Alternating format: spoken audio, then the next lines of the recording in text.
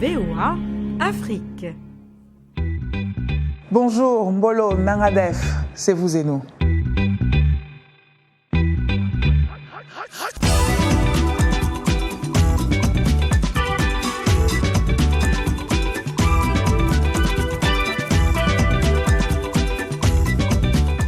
J'ai dit vous et nous, je devrais plutôt dire vous et moi. Comme vous pouvez le constater, pas de Roger aujourd'hui, mais pas d'inquiétude, notre Muntu national sera avec nous dès la semaine prochaine. Il l'a promis. Avant de commencer, je salue tout particulièrement nos téléspectateurs du Niger, du Tchad, du Sénégal et du Gabon qui accueillent vous et nous depuis peu. Bienvenue et surtout merci, on est ensemble comme on dit à Abidjan. Cette semaine, on va parler de sexisme, découvrir un musée des ordures, si, ça existe. Et puis, Michel Joseph sera bien évidemment avec nous pour l'Anglais Express. Mais d'abord, on commence avec l'un des événements les plus prestigieux de l'année aux États-Unis, qui a été retransmis dans plus de 200 pays, les Oscars. Cette édition, présentée par l'humoriste Chris Rock, était la 88e et elle était très attendue après une vague de protestations face à une sélection un peu trop blanche. Peu de temps après l'annonce de la sélection, une jeune américaine a exprimé son dépit avec le hashtag Oscars so white, qui veut dire Oscar si blanc. Pour la deuxième année consécutive, trop peu de couleurs dans cette sélection, et ce qui est très étonnant dans un pays qui tire sa fierté et sa force de sa diversité, très précisément. On va essayer de comprendre ce qui s'est passé, les enjeux de ces tensions, ça ce sera pour tout à l'heure, avec nos deux invités. Roger Muntu ne pouvait pas être avec nous, mais il ne pouvait pas manquer les Oscars non plus. Il les a regardés et voilà ce qu'il en a retenu. La cérémonie des Oscars, organisée par l'Académie de Motion Picture Art and Science, est l'événement à ne pas louper pour les fans de cinéma. Dimanche dernier, les acteurs et les actrices ont défilé sur le prestigieux tapis rouge du Dolby Theatre lors de la 88e édition. Si vous l'avez loupé, pas de panique, vous et nous vous présente les meilleurs moments de la soirée. Des beaux gosses sur le tapis rouge, une fois n'est pas coutume. Si les femmes étaient bien sûr toutes plus belles les unes que les autres sur le tapis rouge, ces messieurs ont volé la vedette. Si l'on devait retenir une nue sur le tapis rouge, c'est bien celle-ci. Jennifer Lawrence n'a pas laissé beaucoup de place à l'imagination, avec une robe très transparente, aussi bien en haut qu'en bas. Chris Rock est revenu sur la polémique. Il fallait s'y attendre. Dès le début de la cérémonie, le maître de cérémonie a évoqué la polémique selon laquelle les Oscars manquaient de diversité. Avec son humour habituel, il a désamorcé la situation en se moquant de tout le monde. Sam Smith a reçu l'Oscar de la meilleure chanson originale pour son titre Writing on the Wall. Un Oscar pour Leonardo DiCaprio, c'est tout ce qu'il faut retenir des Oscars 2016. Afin des années qu'on l'attendait, Leonardo DiCaprio décroche le tout premier Oscar de sa carrière. Il a rendu hommage à toute son équipe avec qui il a travaillé et terminé en lançant un message pour évoquer l'importance de l'écologie et rappeler qu'il faut prendre soin de la planète pour préserver ses ressources. Ces Oscars étaient effectivement très attendus et pour comprendre un peu les enjeux de ces tensions, nous avons la chance d'avoir deux invités avec nous. En plateau, John Uche, thank you so much for being here. It's my pleasure and thank you for having me. John Uche est producteur et réalisateur et il a notamment produit Braveheart. Yeah. En 2005, but that's not the only thing that you've done. Mais ce n'est pas la seule chose que vous ayez faite. I've done quite a number of other movies. The latest right now in the market is One Night in Vegas, which was released here in the US, and it was released in all Walmart stores, Target stores, and major DVD outlets. Un producteur plein de succès ici avec nous à VOA, on est absolument ravis. Et on est aussi ravis d'avoir par Skype à Paris, en direct, Claire Diao. Bonjour. Bonjour. Merci Claire d'être là. Vous êtes journaliste cinéma. Pour moi, vous êtes la Madame Cinéma africain à Paris. Et vous êtes la cofondatrice de la revue Awotélé. Vous pouvez nous dire ce que ça veut dire d'abord, Awotélé? Revue en Yoruba. Et c'est une revue qu'on a créée en 2015 avec deux critiques de cinéma qui sont Michel Amargé et Samir Arjoum à l'occasion du FESPACO à Ouagadougou, au Burkina Faso. Et c'est une revue qui est publiée 3 fois par an à l'occasion des grands rendez-vous cinématographiques du continent. Donc le FESPACO au Burkina, Durban International Film Festival en Afrique du Sud et les journées cinématographiques de Carthage en Tunisie, afin de réunir plusieurs plumes africaines et de réfléchir tous ensemble au cinéma d'Afrique. Et à son avenir, chacun aura compris que nous risquons de nous parler quelques autres fois dans cette émission, Claire. Alors, Alors commençons, puisque nous sommes là tous les trois pour parler des Oscars et de cette tension avec Oscar So White. D'abord, qu'est-ce que vous avez pensé de la prestation de Chris Rock? Moi, j'ai beaucoup aimé, d'abord parce que c'est un humoriste, donc il a su amener le sujet avec humour, avec tact.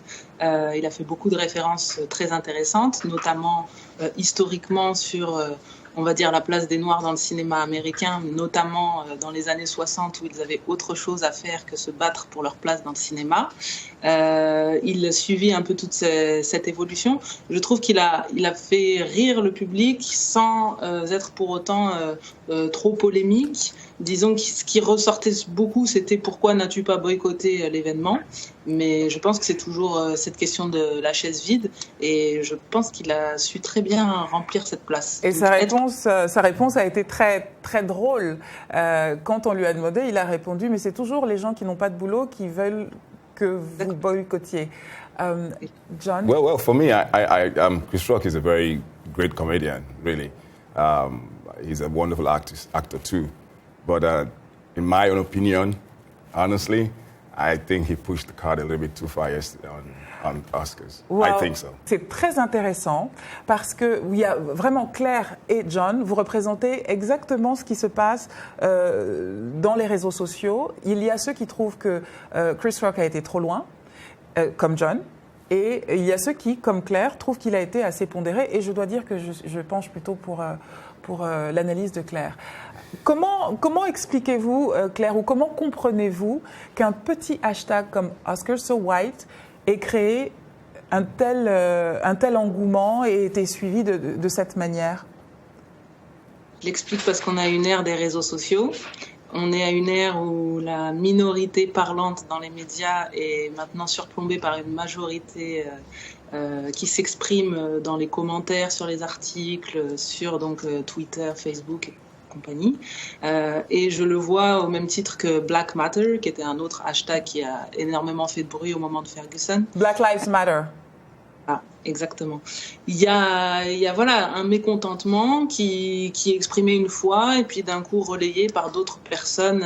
Maintenant, à voir, est-ce que ces personnes-là peuvent tenir position dans des médias, etc. ou est-ce que c'est plutôt des ras-le-bol? On se rend compte souvent que sur les réseaux sociaux, c'est ou des gens qui adorent ou des gens qui détestent qui se positionnent. Et là, pour le coup, il y a eu un énervement viral autour de cet hashtag Oscar So White. Voilà, je l'exprime comme ça, c'est juste aussi qu'on a une jeunesse beaucoup plus consciente, beaucoup plus ouverte sur le monde, qui voit ce qui se passe, qui peut décrypter ce qui se passe et qui justement n'est plus dans les problématiques de l'époque qui étaient d'aller à l'université, de partager un bus ou d'entrer dans les mêmes toilettes que les Blancs aux États-Unis. Changement c'est une question d'époque et puis de changement d'époque également. John Uche, est-ce que vous comprenez la colère des Africains-Américains à Hollywood?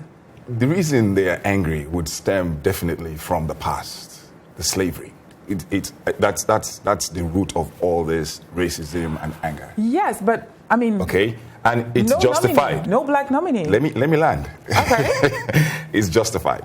Okay, but we can't stay there for too long. We can't keep going back there. We need to move forward. Okay, now, I mean. I saw the Oscars. Yes. I've been through the 57 points why it is an all-white thing. The question I ask myself is, let's look at it really. What is the percentage of the black artist to the white in Hollywood? So are you saying that it's normal?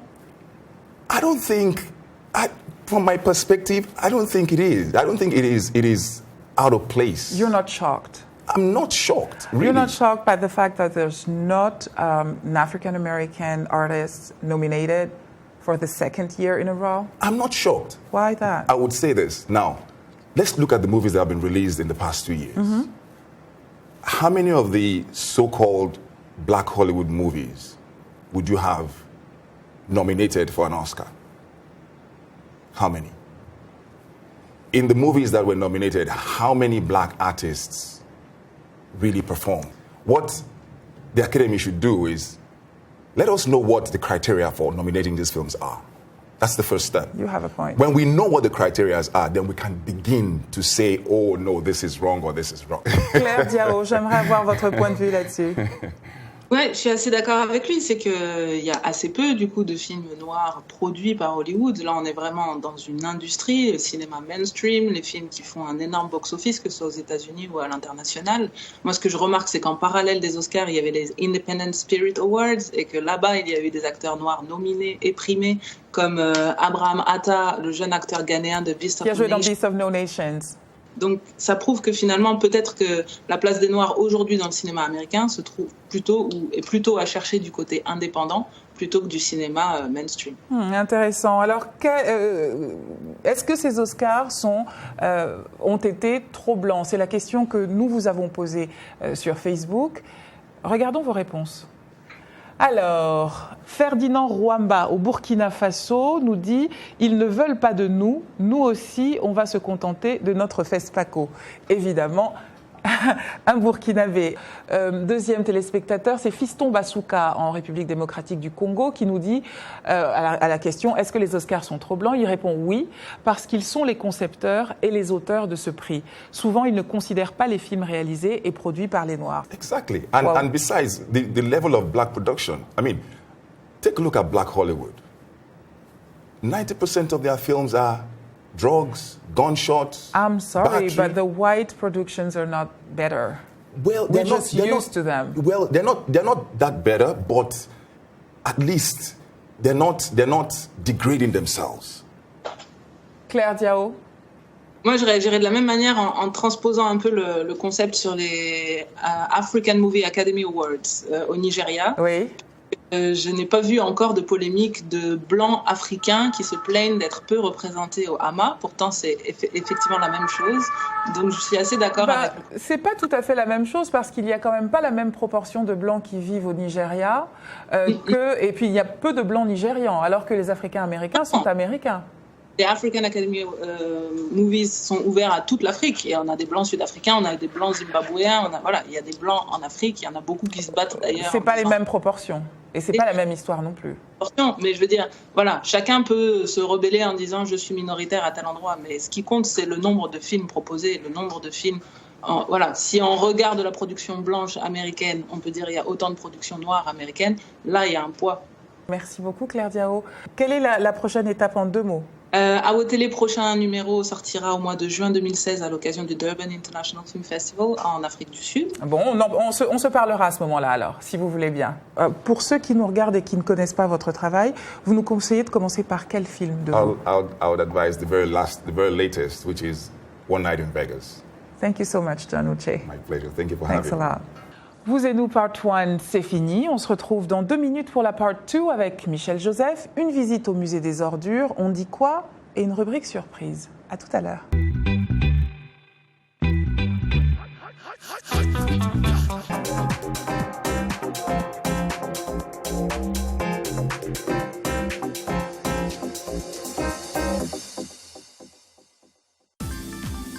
La VOA sur votre portable avec l'application Mobile Streamer. Écoutez nos programmes n'importe où, quand vous le voulez. C'est gratuit avec Internet. L'application est disponible sur iPhone ou Android. Ou alors, composez les numéros de téléphone suivants. VOA Afrique, 24 heures sur 24 sur votre portable.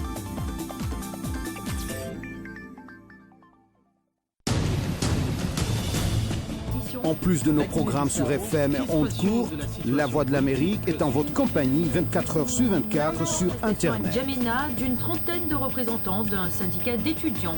Notez notre nouvelle adresse voaafrique.com. Tous les derniers développements sur l'actualité africaine et mondiale. Reportages photos et vidéos et vos commentaires sur voaafrique.com. À tout de suite. Washington Forum, le décryptage hebdomadaire de l'actualité et des sujets qui vous touchent dans votre vie quotidienne. Débat en profondeur, interactif, aller au-delà de la nouvelle. Une perspective à partir de Washington sur des questions importantes. De Kinshasa à Abidjan via d'autres capitales mondiales. Washington Forum. Washington Forum. Depuis Washington jusqu'à chez vous, en passant par d'autres parties de la planète, Washington Forum, votre rendez-vous sur la VOA.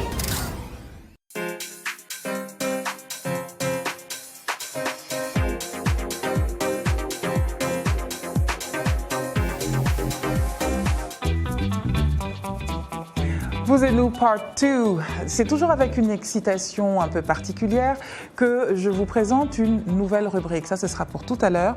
Tout ce que je peux vous dire, c'est qu'il sera question de travail. Mais tout de suite, comme il est de coutume dans cette émission, place à l'Anglais Express avec Michel Joseph. Bienvenue à l'Anglais Express. Cette expression idiomatique américaine ne semble pas être logique. Jump the gun.